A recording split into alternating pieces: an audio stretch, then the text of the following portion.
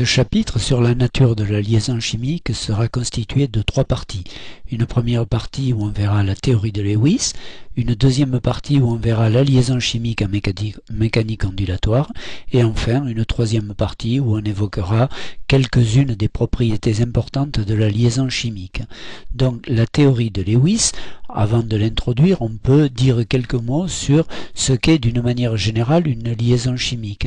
Eh bien, on peut tracer un axe qui donne l'énergie potentielle d'un système constitué de deux particules, de deux atomes extrêmement loin l'un de l'autre, et le D qui est ici, qui est porté sur l'axe horizontal, représente la distance entre ces deux atomes. On va partir de la distance maximale, c'est-à-dire lorsque les deux atomes sont à l'infini, l'énergie potentielle qui les exerce l'un sur l'autre est pratiquement égale à 0. Donc on a un point comme ceci qui est égal à 0. Lorsque les deux atomes se rapprochent, c'est-à-dire lorsque la distance diminue, on voit l'énergie potentielle diminuer lentement. À un moment donné, la diminution de l'énergie potentielle est accélérée. Lorsqu'on arrive à une certaine distance, on constate qu'on a atteint le minimum d'énergie potentielle et qu'ensuite l'énergie potentielle augmente très vite. Comment expliquer cette évolution? Eh bien, on dira tout simplement que lorsque les deux atomes sont loin l'un de l'autre, ils n'ont aucune influence l'un sur l'autre. À mesure qu'ils se rapprochent, eh bien, chaque noyau d'atomes va attirer le nuage électronique de l'autre, ce qui aura pour effet d'abaisser l'énergie potentielle électrostatique. Et lorsque les deux atomes sont arrivés suffisamment près, à ce moment-là, les rapprocher encore va conduire à interpénétrer les deux nuages électroniques. Et là, effectivement, l'énergie potentielle va monter très vite. Et donc, on dit que l'endroit la distance pour laquelle l'énergie potentielle est minimale est égale à la longueur de la liaison chimique entre les deux atomes. Ici, si on appelle les deux atomes A et B, on a bien une longueur de liaison AB qui correspond au minimum d'énergie potentielle électrostatique. Eh bien, pour expliquer la formation de liaisons chimiques, il y a plusieurs théories, deux principalement. La théorie de Lewis, qui est relativement ancienne, mais dont on verra qu'elle rend encore beaucoup de services. Pour ce paragraphe sur la théorie de Lewis sera constitué de 3 parties. On verra d'abord le modèle de la liaison selon Lewis. On verra ensuite que pour tous les atomes, on a des règles à respecter pour établir cette liaison en fonction de la théorie de Lewis. C'est la règle de l'octet, et également on parlera d'extension de valence, qui est un phénomène un peu particulier. Et enfin, on terminera en parlant d'un cas très particulier qui est la liaison ionique. Pour Lewis, donc, il postule que les atomes ont 3 tendances fortes. D'une part, les liaisons qui vont s'établir ne feront intervenir que les électrons périphériques, c'est-à-dire les électrons les plus extérieurs. Un élément qui a son dernier électron sur la 4e couche ne verra pas les électrons de la première, de la deuxième ou de la 3e couche participer à la formation de liaisons. Seuls les électrons les plus extérieurs interviendront dans l'établissement des liaisons. Les atomes qui possèdent des électrons célibataires vont coupler ces atomes avec les électrons célibataires des atomes voisins pour former des doublés de liaison. Donc ce qui conduit à la formation d'un doublet de liaison et d'une liaison, donc, c'est le fait que deux atomes ont un électron célibataire, qu'ils le mettent en commun pour faire un doublet de liaison. Et enfin, chaque atome va s'entourer d'un nombre déterminé de doublés électroniques. Par doublés électroniques, on verra qu'il y a ce qu'on appelle les doublés libres sur les atomes, et puis les doublés de liaison dont on vient déjà de parler. On va faire une présentation générale de la formation d'une liaison. On va imaginer que deux atomes, A et B, possèdent chacun un électron célibataire. Voilà l'atome A avec son électron célibataire, voilà l'atome B avec son électron célibataire. Eh bien, ces deux électrons célibataires vont être mis en commun pour participer à la formation d'un doublet de liaison. Souvent, bien sûr, les atomes n'ont pas qu'un électron célibataire, mais ils possèdent des doublés libres que je n'ai pas mentionnés ici, puisque pour l'instant, ça n'est pas ce qui nous intéresse. On est ainsi conduit, si on veut fabriquer des liaisons et puis à plus long terme des molécules, c'est-à-dire des systèmes avec plus de 2 atomes, eh bien on est conduit à présenter les atomes en représentation de Lewis. Pour représenter un atome en Lewis, on doit mettre en évidence d'une part les doublés libres de la dernière couche et les électrons célibataires qui eux sont forcément sur la dernière couche. Par exemple, si on prend le fluor, on a vu que sa structure électronique c'était 1s2, 2s2, 2p5. J'ai mis le 1s2 entre parenthèses parce que les électrons 1s sont des électrons internes et donc n'interviennent pas dans la formation des liaisons. C'est-à-dire que pour le fluor, les seuls électrons susceptibles de participer sont les électrons 2s et les électrons 2p, ce qui nous fait un total de 7 électrons. On va, avant de faire la représentation de Lewis, utiliser les cases quantiques pour représenter les électrons 2s que l'on a ici, comme on l'a vu, 2 flèches, une vers le haut, l'autre vers le bas, et 2p, les 5 électrons 2p, première orbitale 2p, deuxième orbitale 2p, et la troisième orbitale 2p qui possède un seul électron. Il apparaît ainsi que, si on considère les 7 électrons externes du fluor, il y en a 6 qui sont regroupés en 3 paires, et le dernier qui est célibataire. On va représenter ceci comme ça, l'électron célibataire et les 3 doublés, 1, 2, 3 doublés. On peut aussi prendre l'exemple de l'oxygène dont on retiendra que les électrons qui nous intéressent ce sont les électrons 2s et 2p, ils sont donc au nombre de 6, on va représenter les cases quantiques et cette fois-ci on constate qu'il y a 2 doublés et 2 électrons célibataires, donc l'oxygène pourra être représenté comme ceci, les 2 électrons célibataires, les 2 doublés libres, ou également comme ceci pour indiquer que les 2 électrons célibataires sont côte à côte. Selon le cas, cette représentation ou celle-là seront plus intéressantes l'une que l'autre. On va maintenant étudier les divers types de liaisons qui peuvent se former en fonction de la nature des atomes liés, ce qui, selon la nature de l'atome, pourra conduire à des situations très différentes les unes des autres. Entre 2 atomes identiques, si je prends par exemple 2 atomes de fluor ou 2 atomes d'hydrogène, on aura une liaison parfaitement covalente. Un atome de fluor, je mets en face un atome de fluor symétrique, c'est-à-dire que les doublés libres, les électrons célibataires sont en vis-à-vis de manière à pouvoir former le doublet de liaison, et donc à ce moment-là, on voit que l'atome de fluor finalement possède chaque atome de fluor possède 3 doublés libres et ils possèdent en commun un doublet de liaison. On dit que chaque atome possède donc 4 doublés. Et pour l'hydrogène, en revanche, on va avoir un seul électron sur l'hydrogène, donc il est forcément célibataire. Les 2 hydrogènes vont mettre en commun leur unique électron célibataire pour fabriquer le doublet de liaison. Et ainsi on constate que dans H2, chaque atome d'hydrogène a un doublet partagé avec l'autre atome d'hydrogène. Les liaisons covalentes peuvent aussi être multiples. On a vu l'oxygène tout à l'heure, eh bien on va pouvoir représenter de la même manière cet atome d'oxygène, mais si on veut faire une liaison entre 2 atomes d'oxygène et seulement 2 atomes d'oxygène, on doit utiliser cette représentation-là. On a donc, vous voyez cette représentation qui est bien la même que celle-là, et celle-ci qui est le symétrique. Ainsi, donc, ces 2 électrons vont faire un doublet de liaison, ces 2 électrons vont faire un doublet de liaison. Et on constate qu'entre 2 atomes d'oxygène, il y a donc 2 doublets de liaison, ce qui aussi se traduit par les 2 atomes d'oxygène forment entre eux une double liaison. On peut donc à ce moment-là, effectivement, mentionner l'existence de la double liaison. Mais les liaisons ne se forment pas forcément entre atomes identiques.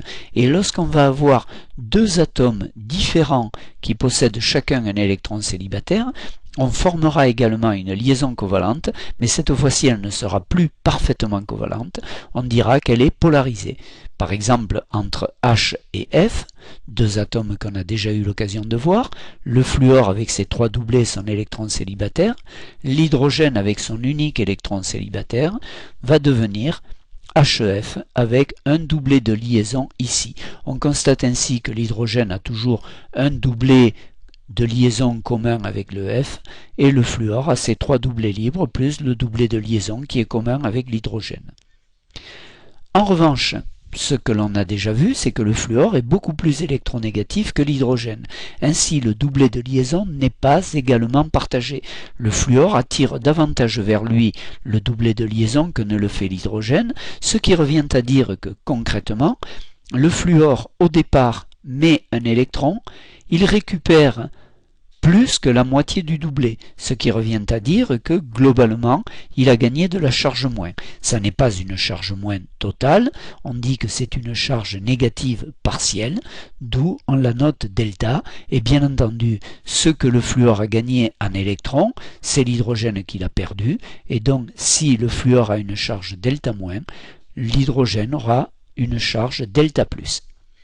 Ce qui revient à dire que voilà l'atome de fluor chargé delta-, voilà l'atome d'hydrogène chargé delta+, eh bien un tel système constitue ce qu'on appelle un dipôle et que les physiciens caractérisent par un moment dipolaire. Le moment dipolaire, c'est un vecteur qui va du moins vers le plus. Comme vous le voyez, ce vecteur, cette flèche violette représente le moment dipolaire et ce moment dipolaire est généralement noté mu. En revanche, l'intensité de ce moment dipolaire, si on considère que la distance entre les deux est égale à L, la longueur de la liaison, eh bien le moment dipolaire, l'intensité de ce moment dipolaire, c'est la charge portée par les deux, c'est-à-dire delta E. J'ai multiplié le delta, qui est donc une valeur comprise entre 0 et 1, par la charge élémentaire de l'électron, pour avoir la charge électrique effective, et je multiplie cette valeur par la longueur de la liaison. Donc le moment dipolaire, on revient bien là-dessus, est un vecteur orienté du moins vers le plus, avec une intensité qui est égale à delta E, L étant la longueur de la liaison. Donc mu, moment dipolaire. Un atome qui est polyvalent va former plusieurs liaisons. Par exemple, si on prend l'oxygène, on sait que l'oxygène peut se lier à 2 atomes d'hydrogène. On va donc prendre l'atome d'oxygène avec ses 2 doublets libres et ses 2 électrons célibataires, et en face de chaque électron célibataire de l'oxygène, on va mettre un atome d'hydrogène, ce qui va permettre de former une molécule H2O avec 2 doublets de liaison autour de l'atome d'oxygène. Mais cette molécule n'a pas la forme que je lui ai donnée là. Là, je l'ai représentée à plat avec l'indication des liaisons. Si maintenant on veut passer à la géométrie, eh bien on va être obligé d'admettre que entre l'angle HOH n'est pas de 180 degrés comme il était ici, mais il est quelque chose qui est, cet angle alpha est voisin de 105 degrés. On a donc effectivement un angle qui ne vaut pas 180 degrés, et donc on peut représenter maintenant non plus la molécule comme ceci, mais avec des atomes symbolisés par des cercles comme ceci. On a donc une liaison OH ici, une liaison OH ici.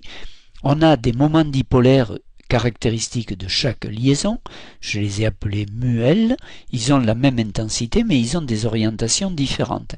Et le moment dipolaire global de la molécule sera la somme vectorielle de ces 2 moments dipolaires.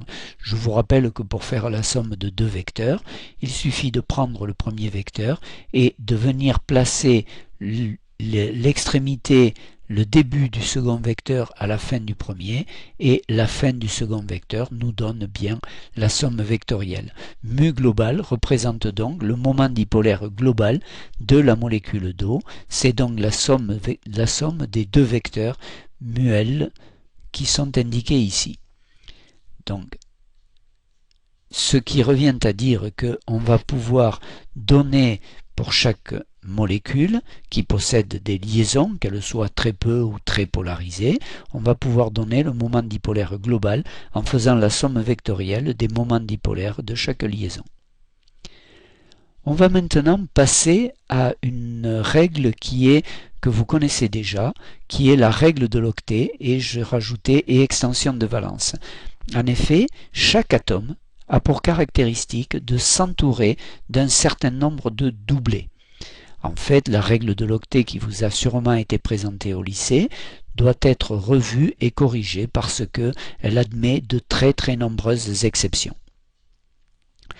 Je vous propose de faire cette étude du nombre de doublés dont chaque atome va s'entourer en passant ligne par ligne, au moins pour les premières lignes. Dans une ligne, eh bien, on va prendre les éléments de la première ligne. Les éléments de la première ligne, c'est l'hélium, un S2, il possède un doublet libre et on sait qu'il ne forme pas de liaison. Donc on va dire que pour l'hélium, son objectif est atteint immédiatement, il a un doublet libre autour de lui. Pour l'hydrogène, il possède un électron célibataire, on sait que l'hydrogène va former une liaison et donc on dit que l'objectif de l'hydrogène c'est d'obtenir un doublet qui sera en l'occurrence un doublet de liaison. Et donc si on fait un bilan, on dira que pour les deux éléments de la première ligne, l'objectif c'est d'arriver à un doublet de liaison pour l'hydrogène, un doublet libre pour l'hélium. Pour les éléments de la deuxième ligne, eh bien on va distinguer les éléments qui sont au début, le lithium, le beryllium, et les éléments et tous les autres éléments. En fait, les éléments lithium-beryllium ont très peu d'électrons périphériques et donc leur tendance va être de perdre tous les électrons. Donc la tendance naturelle du lithium et du beryllium, c'est de perdre un électron pour le lithium, deux électrons pour le beryllium, de manière à devenir Li+, et B2+. À ce moment-là, en ayant perdu un électron, ces éléments acquièrent la configuration électronique de l'hélium. On a vu que c'était une opération extrêmement favorable. Donc, globalement, on peut dire que le lithium et le beryllium vont avoir tendance, comme l'hydrogène et l'hélium, à se retrouver avec un seul doublet, et en l'occurrence un doublet libre, en formant des cations, Li en devenant Li+, et Be en devenant Be2+. Toutefois, on peut remarquer que le beryllium peut arriver à utiliser ces deux électrons pour se lier à deux atomes. C'est-à-dire que si on regarde la structure électronique du beryllium, un S2, 2 S2, mais on sait que l'état 2p existe. On peut donc mentionner que l'état 2p possède 0 électron. Ceci étant, pourquoi mentionner l'état 2p? Eh bien, tout simplement pour dire que on va pouvoir observer une petite excitation qui amène un électron de 2s en 2p. Donc le beryllium va devenir un S2, 2s1, 2p1. La structure 1s2 ne nous intéresse pas puisque ce sont des électrons internes. Et donc, on voit 2s2, 2p0 qui devient, par une petite excitation, 2s1, 2p1.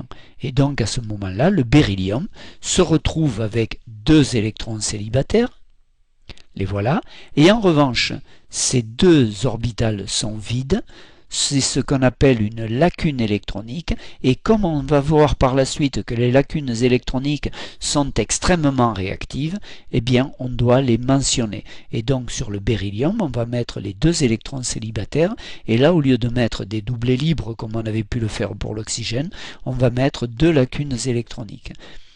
Cette opération qui consiste à déplacer un électron pour créer davantage d'électrons célibataires, c'est ce qu'on appelle une extension de valence. C'est une opération qui consomme peu d'énergie, mais qui en revanche permet la formation de deux liaisons supplémentaires et qui donc d'un point de vue énergétique va être très favorisée, comme on le verra par la suite. Dans le cas du beryllium, dans le cas du bore, si on représente les cases quantiques, on se retrouve avec 2s2, 2p1, et ceci, vous voyez bien, avec un électron célibataire. Or, le bore est connu pour avoir une valence 3.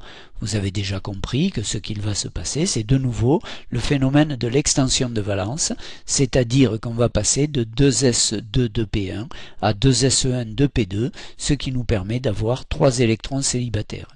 Le bore, alors, va se retrouver avec ceci, 3 électrons célibataires. On va pouvoir mettre en face 3 hydrogènes avec un électron célibataire sur chacun, ce qui nous donne BH3, mais vous voyez bien que je n'avais pas mentionné cette lacune électronique et que donc il va falloir la rajouter. Donc voilà, BH3 va se présenter comme ceci. On a le bord possède 3 doublets de liaison et une lacune électronique. On va pouvoir, à partir de la connaissance de BH3, introduire un nouveau type de liaison qu'on appelle la liaison dative ou encore la liaison de coordinance. Je tiens à vous dire, à vous répéter que la lacune électronique est l'une des espèces chimiques parmi les plus réactives. Donc on retient que BH3 possédant une lacune électronique, il va chercher à combler cette lacune électronique. Et comment la combler? Eh bien tout simplement en trouvant dans son environnement un atome qui possède un doublet libre. BH3 va pouvoir réagir avec un atome qui possède un doublet libre. Ce doublet libre va venir occuper la lacune électronique et donc on va se retrouver avec une liaison BX. Donc si on fait le bilan, pour X, il avait un doublet en propre, le B avait une lacune électronique et à la fin, le X a remplacé son doublet libre par un doublet de liaison et le B a gagné un doublet de liaison. Ce qui revient à dire que statistiquement, le B a gagné un électron et statistiquement, le X a perdu un électron. Ce qui revient à dire que X va se retrouver porteur d'une charge positive et B va se retrouver porteur d'une charge négative à cause de la formation de la liaison dative. Ce que je vous mets là, l'opération a remplacé la nature du doublet de X, qui est devenu le doublet de liaison au lieu d'être un doublet libre, et comblé la lacune sur B. Donc on voit bien que X a été appauvri en électrons et B a été enrichi en électrons. Autre exemple de formation de liaison dative, NaBH4. En réalité, NaBH4 c'est Na+, et BH4-. Pour former BH4-, qui est ce qui va nous intéresser, on va repartir de BH3, mais on va également partir de H-. H- c'est quoi? C'est un atome d'hydrogène sur lequel on a rajouté un électron. Mais un atome d'hydrogène sur lequel on rajoute un électron, ça devient une structure en 1s2, c'est-à-dire que l'atome d'hydrogène, cette fois-ci, est bien chargé moins, mais possède un doublet libre. Ce doublet libre va pouvoir ainsi se lier à la lacune électronique de BH3 pour former BH4-, comme on va le voir ici. Voilà donc le H-, le BH3 avec la lacune électronique, le doublet libre de H- vient remplir la lacune électronique et on fabrique BH4. Vous voyez que, comme précédemment, la charge moins est passée du H au B.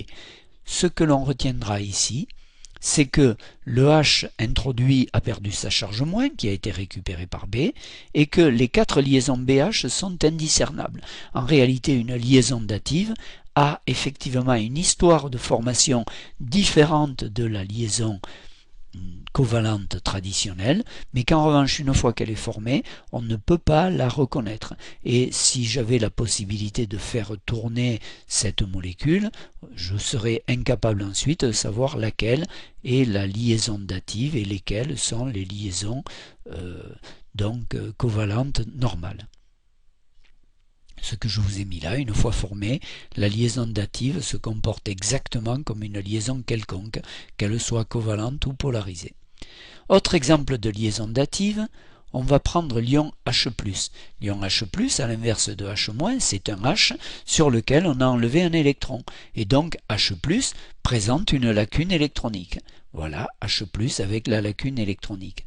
Si maintenant, je place en face une molécule d'eau, vous voyez bien que la molécule d'eau possède sur son atome d'oxygène des doublets électroniques susceptibles de venir combler la lacune électronique et donc ceci va nous conduire, H2O plus H+, nous conduit à H3O+.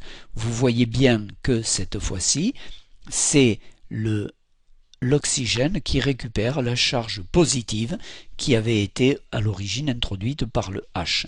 On peut également imaginer la même chose avec l'ammoniac, NH3, qui va pouvoir nous former NH4+, et de nouveau c'est l'atome central, celui qui a fourni le doublet libre, qui récupère la charge plus qui à l'origine est amenée par le H+. On va ensuite, maintenant qu'on a vu les trois premiers éléments, lithium, beryllium, bore, passer au carbone. Le carbone, lui, est un cas particulier puisque il possède 4 électrons. Et donc si on regarde les 4 électrons, bien entendu là on se retrouve avec 2 électrons célibataires, une lacune électronique et un doublet libre. Ceci ne permet pas d'expliquer la valence 4 du carbone traditionnelle. Donc, comme on l'a déjà fait pour le bore et même pour le beryllium, on va tout simplement imaginer cette extension de valence qui est amenée par un petit apport d'énergie qui envoie cet électron ici, qui va l'envoyer ici, et on va se retrouver ainsi avec 4 électrons célibataires, et la valence 4 se retrouve ainsi justifiée. Le carbone va ensuite être placé en Lewis C 4 électrons célibataires. En face de chaque électron célibataire, on place un H. Cela permet de faire 4 liaisons CH par formation de 4 doublets de liaison. Le C se retrouve alors entouré de 4 H parce que j'ai pris l'exemple des H, mais j'aurais pu mettre d'autres types d'atomes. Le N, le O et le F, ces éléments n'ont aucune case vide dans la couche extérieure, dans la couche de valence, donc ils vont avoir une valence qui est déterminée, qui est prédéterminée. L'atome d'azote, vous voyez, se représente avec un doublet libre et 3 électrons célibataires. C'est donc un atome qui va avoir une valence de 3. Doublet libre, 3 électrons célibataires. L'oxygène, lui, possède 2 doublets libres et 2 électrons célibataires. Il a donc une valence de 2. Vous voyez, l'oxygène, c'est 2 doublets libres, c'est 2 électrons célibataires.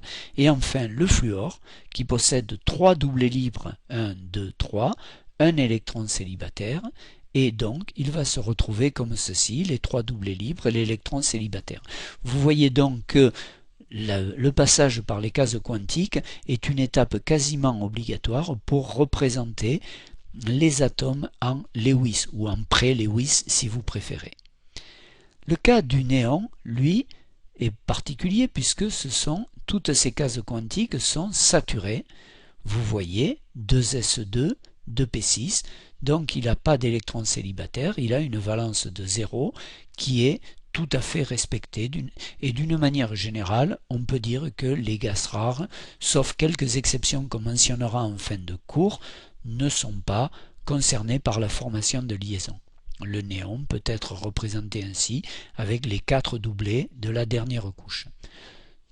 On retient donc, avant de passer aux éléments de la troisième ligne et plus, que les éléments de la deuxième ligne, à l'exception notable du premier et du deuxième élément, lithium et beryllium, tous les autres ont tendance à acquérir 4 doublets de valence, soit parce qu'ils ont déjà un certain nombre de doublets et que les électrons célibataires leur permettent de faire des doublets de liaison, soit, comme le bore, qu'ils peuvent former 3 doublets de liaison et qu'ensuite, par le biais de leur lacune électronique, ils forment une 4e liaison et donc 4 doublets de liaison. En revanche, pour les éléments de la troisième ligne et plus, là, l'étude va être limitée aux éléments des blocs S, c'est-à-dire NS1, NS2, et P de NP1 jusqu'à NP6.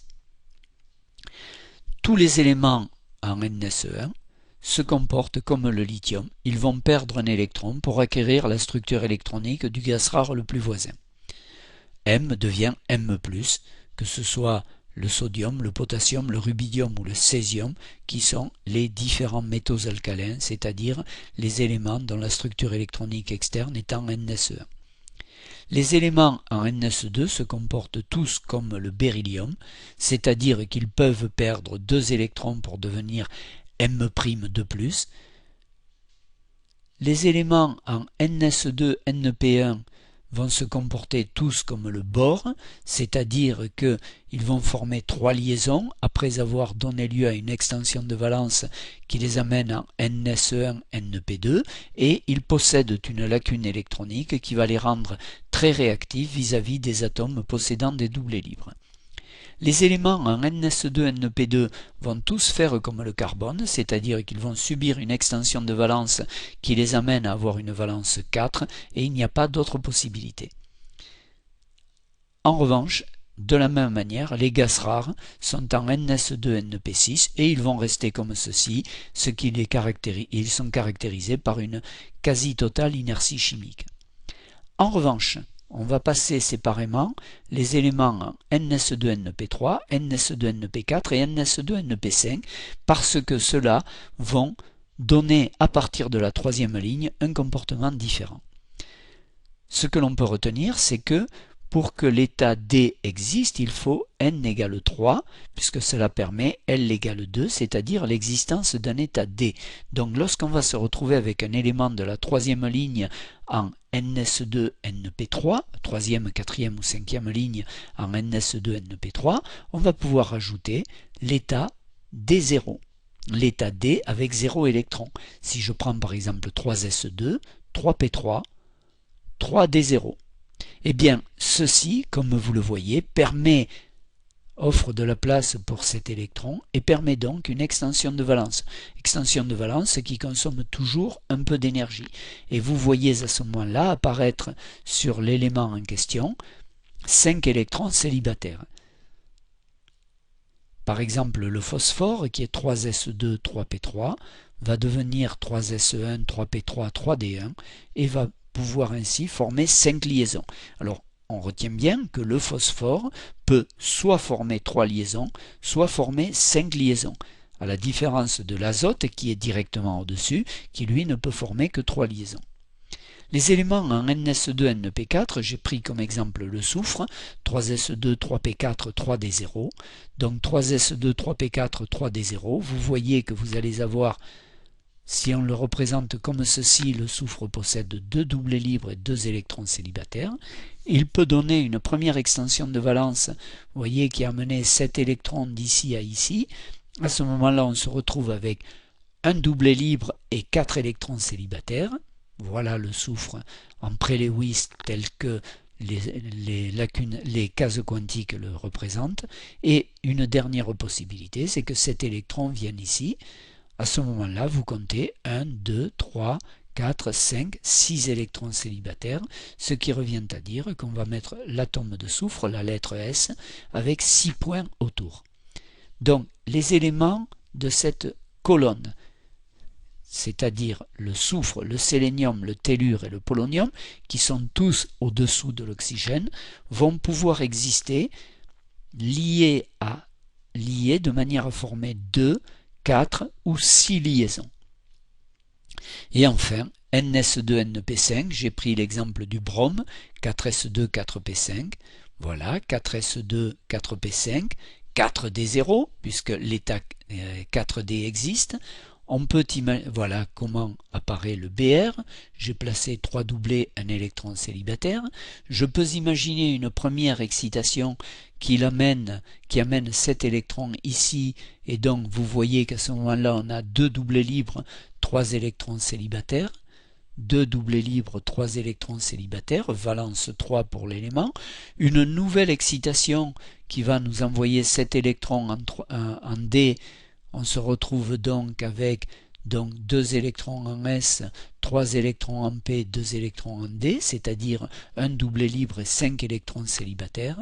Et enfin, dernière possibilité d'excitation, c'est d'envoyer l'électron de NES en ND, et à ce moment-là, on se retrouve avec 7 électrons célibataires.